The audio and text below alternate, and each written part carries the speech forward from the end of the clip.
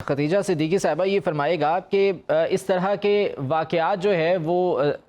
تسلسل کے ساتھ سامنے آتے ہیں، لیکن ان کی روک تھام کے لیے جب قانون کی عملداری کی طرف جایا جاتا ہے تو قانون اس طرح سے حرکت میں نہیں آتا یا بہت سے رکاوٹوں کا، مشکلات کا سامنا ہوتا ہے۔ آپ خود بھی وکٹم ہیں، آپ کے ساتھ بھی ایک افسوسناک واقعہ پیش آیا، تو کس حد تک خواتین کو مشکلات کا سامنا کرنا پڑتا ہے؟ کیا کیا رکاوٹیں آ جاتی ہیں بیچ میں؟ سب سے پہلے تو مجھے لگتا ہے ہمیں اپنی ٹرمینالوجیز جو ہیں ان کو درست کرنا چاہیے کہ کیونکہ میں اپنے آپ کو ایک وکٹم کے طور پہ نہیں دیکھتی، میں اپنے آپ کو ایک سروائیور کے طور پہ دیکھتی ہوں، اور مجھے لگتا ہے جب ہم امپاورنگ ورڈز استعمال کرتے ہیں تو ہم ایک امپاورڈ فگر کی طرح ہی آگے آتے ہیں۔ اور جس طرح کی جدوجہد میں نے کی، اب چونکہ میں لوگوں کے لیے انصاف کی فراہمی کے لیے عدالتوں میں جاتی ہوں اور لوگوں کے رائٹس کے لیے لڑتی ہوں، تو میں نے دیکھا جس طرح جبران بھائی نے بات کی، جبران بھائی تو میرے کیس سے بھی بڑے اچھی طریقے سے وابستہ ہیں، ان کو تو پتہ ہے کہ کس طرح کی مشکلات کا سامنا کیا۔ تو جب میں ایسے کیسز دیکھتی ہوں تو جس طرح انہوں نے بھی کہا کہ امیر اور غریب کا جو ڈیوائیڈ ہے وہ اس قدر زیادہ ہے، جو غریب طبقہ ہے وہ پستا چلا جاتا ہے، اور جو امیر طبقہ ہے اگر وہ جرم کرتا ہے تو وہ کمپرومائز کر کے بری ذمہ ہو جاتا ہے، جو غریب طبقہ ہے وہ ہماری جیلوں میں بھی بھرا ہوا ہے، اور وہ ہمارے ملک میں جو ہے اس کی کوئی واقعی میں کوئی جگہ نہیں ہے، اس کی کوئی آواز سنی جاتی ہے، نہ ان کا جو ہے وہ ان کو انصاف دلایا جاتا ہے۔ ابھی ہم ریسنٹ کیسز کی جب بات کر لیں تو ہمارے پاس کیسز کون کون سے ہیں؟ نور مقدم کا کیس دیکھتے ہیں، کس طرح پاور انفلوئنس یوز ہوتا ہے، کس طرح فاروق جوئی کے کیس میں انفلوئنس یوز ہوا، کس طرح سارا شاہ نواز کے کیس میں انفلوئنس یوز ہوا، کس طرح عثمان مرزا کے کیس کو منطقی انجام تک پہنچایا گیا، کیوں اس میں اسٹیٹ اور ریاست انوالو ہو گئی۔ تو جب ریاست اپنا کام مکمل طریقے سے نہیں کرے گی لوگوں کو انصاف نہیں ملے گا۔ بڑی ریسنٹ بات ہے، 4 مہینے پہلے کی بات ہے، مجھے لگتا ہے لوگوں کی میموریز جو ہے اتنے کیسز آ جاتے ہیں کہ ہمیں بھی بھول جاتا ہے۔ خدیجہ غفور یہ بتائیے گا کہ یہ جو واقعہ آپ کے ساتھ پیش آیا تھا اس کے حقائق کیا تھے؟ اس کے بعد جب آپ جسٹس کے لیے گئیں، آپ جب قانونی کارروائی آپ نے کی، ایف آئی آر درج ہو گئی آپ کی مرضی سے؟ کوئی مشکلات کا سامنا کرنا پڑا آپ کو یہاں پر؟ جی السلام علیکم سر،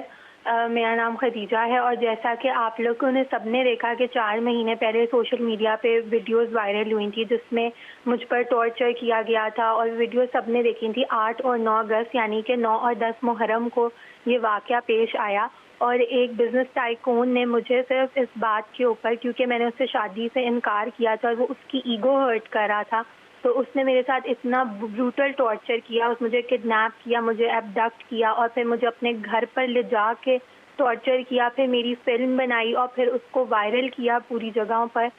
مطلب اس کو کوئی قانون کا ڈر ہی نہیں تھا، اور جیسے ہی میڈیا پہ یہ کیس مطلب وائرل ہوا، سب نے دیکھا تو سب لوگ ایکٹیو ہو گئے، سارے میرا ساتھ دینے لگ گئے۔ لیکن کچھ عرصہ سے جیسے ہی میڈیا پہ یہ کیس ڈیڈ ہوا ہے تو سب لوگوں نے مطلب اس کیس سے نظریں ہٹا لی ہیں، ہر کوئی اب سارے بینیفٹس اور ریلیف جو ہیں وہ اکیوز پارٹی کو مل رہے ہیں، وہ اب شیر بن گئے ہیں۔ مجھے طرح طرح سے ٹارچر کیا جا رہا ہے، ابھی بھی مجھے تھریٹس کیے جا رہے ہیں، مجھے بلیک میل کیا جا رہا ہے، یہاں تک کہ میری یونیورسٹی سے مجھے اتنا پریشرائز کیا گیا ہے کہ میرا ایڈمیشن نہیں بھیجا جا رہا یو ایچ ایس میں۔ میری ساری کلاس فیلوز کے ایڈمیشن جا چکے ہیں۔ میں خدیجہ یہاں پر انتظامیہ کی طرف سے آپ کے ساتھ کوئی تعاون نہیں ہوا؟ انویسٹیگیشن پروسیس جو جاری تھا اس میں بھی کوئی تعاون آپ کے ساتھ نہیں کیا گیا؟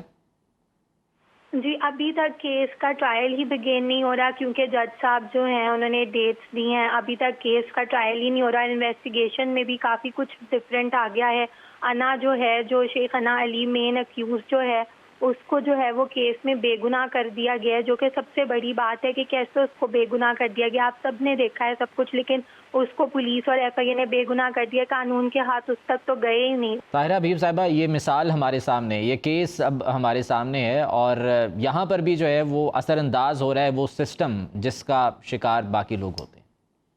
جی بالکل، اب ہم بات کر رہے ہیں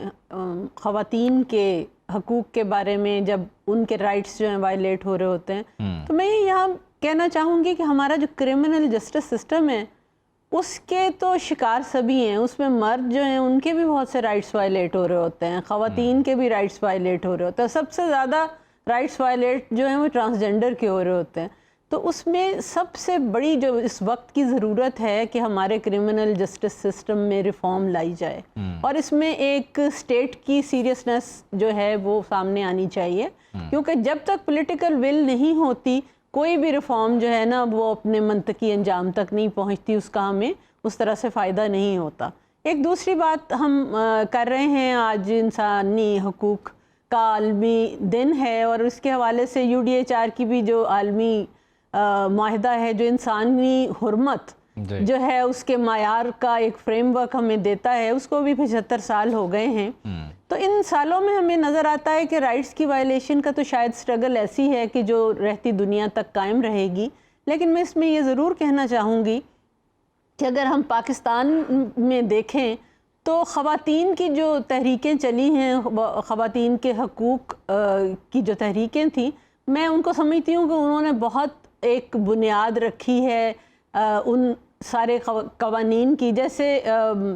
حدود کے خلاف جب پاکستان میں عورتیں خود کھڑی ہوئیں، انہوں نے جب خود جدوجہد شروع کی تو پھر آپ نے دیکھا کہ اس کا اچھا ایک رزلٹ آیا۔ پھر اس کے بعد اس وقت اتنے قوانین موجود ہیں جو خواتین، اب آپ یہ بھی کہہ سکتے ہیں کہ یہ عالمی پریشر میں بنے ہیں، GSP+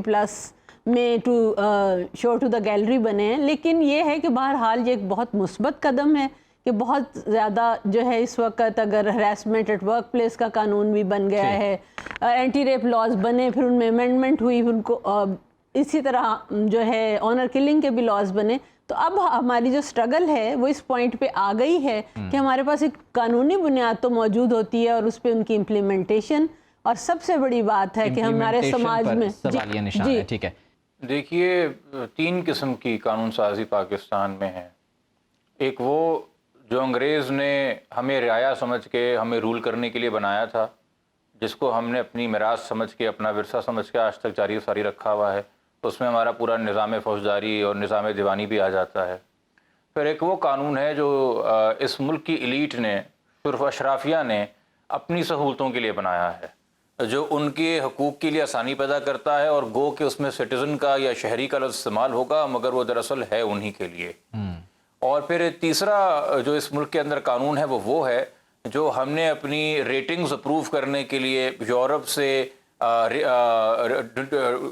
ٹریڈ کے لیے یا ڈونیشنز کے لیے یا امریکہ سے فنڈنگ کے لیے ہیومن رائٹس کے نام کے اوپر ہم اچھے کاغذات لاز لے آتے ہیں، مگر میں اکثر کہتا ہوں کہ جتنے کاغذات کے اوپر وہ قانون چھپا ہے اس کی جو فوٹو کاپی کی کاسٹ ہے اس قانون کی اتنی ہی دراصل وقت ہے، کیونکہ وہ عملی طور کے اوپر کسی کو فائدہ نہیں پہنچا رہا۔ آپ ویسے اگر ہمارا لیجسلیٹو جتنا بھی پڑھیں گے ہیومن رائٹس کے اوپر، آپ نے بالکل صحیح کہا، اوور لیجسلیٹڈ ہے، اور آپ کو بہت ڈیٹیلڈ کے اندر، اور کچھ ایسی چیزوں کے اوپر بھی آپ کو لیجسلیشن ملے گی جہاں میں وثوق سے کہہ سکتا ہوں یورپین ممالک پہ بھی نہیں ہوئی ہے حقوق کے حوالے سے۔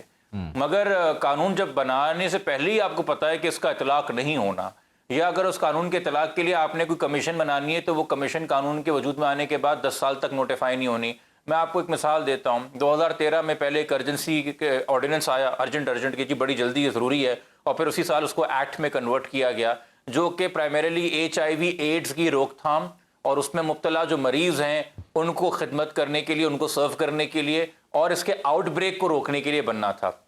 2019-20 میں آپ کے سامنے لڑکانہ کے اندر ایک آؤٹ بریک ہوا، سینکڑوں افراد جو ہے HIV کے اندر مبتلا ہوئے۔ ہم اس وقت عدالت گئے تو پتہ چلا کہ 2013 میں قانون تو بن گیا تھا، مگر اس قانون کے اطلاق کے لیے جو سندھ حکومت نے کمیشن بنانا تھا، جس نے جا کے ضلع سروے کرنا تھا، سرچ کرنا تھا، تنبیہ کرنی تھی، اویئرنیس پیدا کرنی تھی کہ کیسے اس بیماری کو کنٹرول کرتے ہیں، وہ ان 7-8 سالوں میں کبھی نوٹیفائی نہیں ہوا،